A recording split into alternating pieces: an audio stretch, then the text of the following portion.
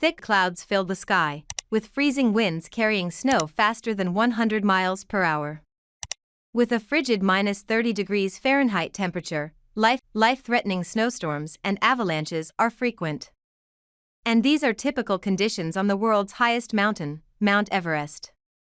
The behemoth towers 29,032 feet, 8,849 meters, between Nepal and Tibet in the Himalayas, with its peak surpassing most clouds in the sky. An attempt to climb Everest requires months, sometimes years, of training and conditioning. Even then, reaching the summit is far from guaranteed. In fact, more than 300 people are known to have died on the mountain. And yet the mountain still draws hundreds of climbers who are determined to reach its peak every spring. Here's what it takes to make the climb and what has motivated some climbers to summit the world's highest peak. I thought I was in pretty good shape. Dr. Jacob Wiesel, a trauma surgeon, successfully summited Everest last May after conditioning for nearly a year.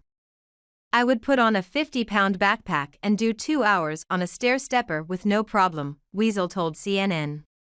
So, I thought that I was in pretty good shape. However, the surgeon said he was humbled after discovering that his fitness was no match for the lofty athleticism required by the mountain. I would take 5 steps and have to take 30 seconds to a minute to catch my breath, Wiesel recalled of his struggle with the lack of oxygen available while ascending Everest. Climbers aiming for the summit usually practice an acclimatizing rotation to adjust their lungs to the thinning oxygen levels once they arrive on the mountain. This process involves mountaineers traveling upward to one of the 4 designated camps on Everest and spending 1 to 4 days there before traveling back down. This routine is repeated at least 2 times to allow the body to adapt to declining oxygen levels. It increases a climber's chances of survival and summiting. If you took somebody and just plopped them up at the high camp on Everest, not even on the Z-top, they would probably go into a coma within 10 to 15 minutes, Wiesel said. And they would be dead within an hour because their body is not adjusted to that low of oxygen levels. While Wiesel has successfully summited dozens of mountains, including Kilimanjaro, 19,341 feet, Chimborazo, 20,549 feet, Cotopaxi, 19,347 feet, and most recently Aconcagua, 22,837 feet, in January, he said none of them compares to the high altitude of Mount Everest. Because no matter how well you are trained, once you get to the limits of what the human body can take, it's just difficult, he continued. At its highest altitude, Everest is nearly incapable of sustaining human life, and most mountaineers use supplementary oxygen above 23,000 feet. The lack of oxygen poses one of the greatest threats to climbers who attempt to summit, with levels dropping to less than 40% when they reach the Everest death zone. Tens of mountaineers are pictured at Everest Base Camp in the Mount Everest region of Salakumbu district on April 18, 2024. Purnima Shrestha/AFP Getty Images. It's difficult to survive up there. The first target for mountaineers is Everest Base Camp at approximately 17,000 feet, which takes climbers about 2 weeks. Then they ascend to the 3 remaining camps stationed along the mountain. Camp 4, the final one before the summit, sits along the edge of the death zone at 26,000 feet, exposing climbers to an extremely thin layer of air, sub-zero temperatures, and high winds powerful enough to blow a person off the mountain. It's difficult to survive up there, Wiesel told CNN. He recalls passing bodies of climbers who died on the mountain, which isn't uncommon. The bodies of the fallen mountaineers are well preserved, exhibiting little to no decay due to the intense cold temperatures. I am probably more familiar with death and the loss of life than most people, the surgeon said. For me, it was just a reminder of the gravity of the situation and the fragility of what life is, even more so motivation for appreciating the opportunity. High-altitude cerebral edema, ASE, is one of the most common illnesses climbers face while attempting to summit. Your brain is starved of oxygen, Wiesel said. ASE results in the brain swelling during its attempt to regain stable oxygen levels, causing drowsiness, trouble speaking and thinking. This confusion is often accompanied by blurred vision and sporadic episodes of delusion. I had auditory hallucinations where I was hearing voices of friends that I thought were coming from behind me, Weasel recalled. And I had visual hallucinations, he added. I was seeing the faces of my children and my wife coming out of the rocks. Weasel recalled crossing paths with a friend, Orion Imard, who was trapped on the mountain due to an injury. I remember staring at her for like 5 minutes and just saying, "I'm so sorry," Weasel said. I've spent over a decade of my life training to help people as a surgeon, and being in a position where there's somebody who requires your help and you are unable to offer any assistance. That feeling of helplessness was tough to deal with, Weasel told CNN. Imard survived. She was rescued and suffered from several broken bones in her foot, in addition to severe frostbite on her hands. Despite all her injuries, Imard is considered one of the lucky ones. Mountaineers climbing during their ascent to summit Mount Everest on May 7, 2021. Pemba Dorje Sherpa/AFP Getty Images. Their bodies will get frozen into the Mount Everest has long been a tomb for climbers who have succumbed to harsh conditions or accidents on its slopes. When a loved one or fellow climber is severely injured or dies on the mountain, it's routine to leave them behind if you're unable to save them, according to Alan Arnett, a mountaineer coach who summited Everest in 2014. What most teams do out of respect for that climber, they will move the body out of sight, he said. And that's only if they can. Sometimes that's just not practical because of the bad weather, or because their bodies will get frozen into the mountain, Arnett told CNN. So, it's very difficult to move them.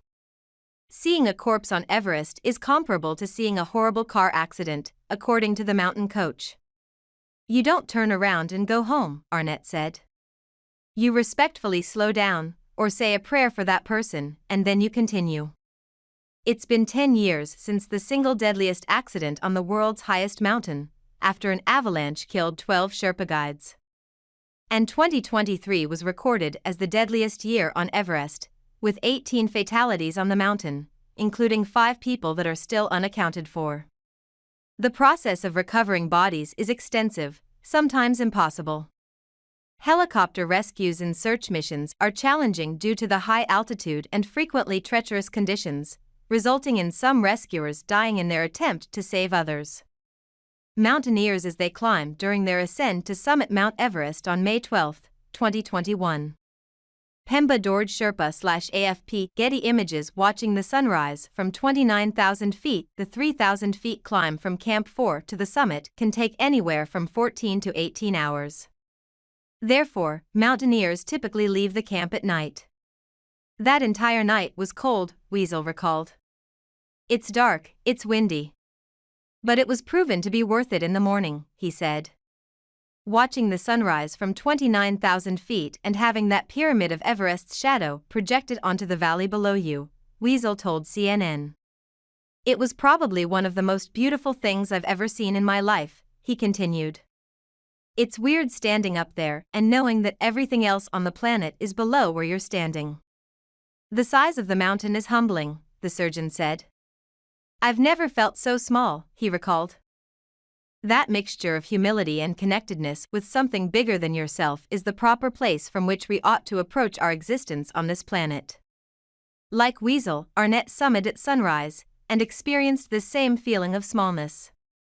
At the top there were more mountains than you can count, Arnett remembered.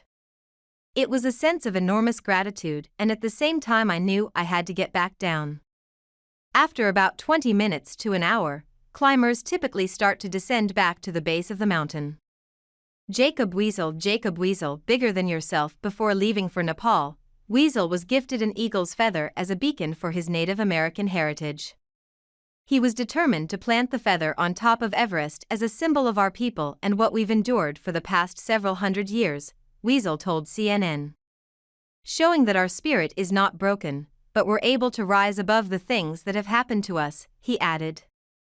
I remember planting that eagle's feather on the top of the world and the feeling of real privilege that I felt in representing our people. And this is why he decided to summit Everest, to be an example that anything is possible for young Native children and his tribe. Knowing what it's like up there, for me personally, the only real justification for going and putting your life, and other lives, at risk is if you're climbing for a reason that is much bigger than you, said Weasel. Arnett attempted to climb Everest 3 times before he successfully summited. My first 3 tries, I wasn't clear on my why, Arnett said. When his mother was diagnosed with Alzheimer's disease, he looked at his purpose for climbing differently. I wanted to do it to raise money for Alzheimer's and honor my mother, Arnett said. There are approximately 300 people that have been issued a permit from the Nepal government to climb the mountain this year, according to Arnett. And he said the number is down from previous years. I think one of the reasons is because we had the 18 deaths last year, and people realize that Mount Everest is a dangerous mountain. However, he doesn't believe that should deter climbers from attempting to summit. I'm a big believer that when you go climb these mountains that you come home a better version of yourself, Arnett told CNN. Everest has become too commercialized with you're stepping over dead bodies and it's littered with trash, the mountain coach said. The reality is that it is a very small degree all of that, but there's a lot of joy that people get out of doing it, he continued. And that's the reason that we climb mountains.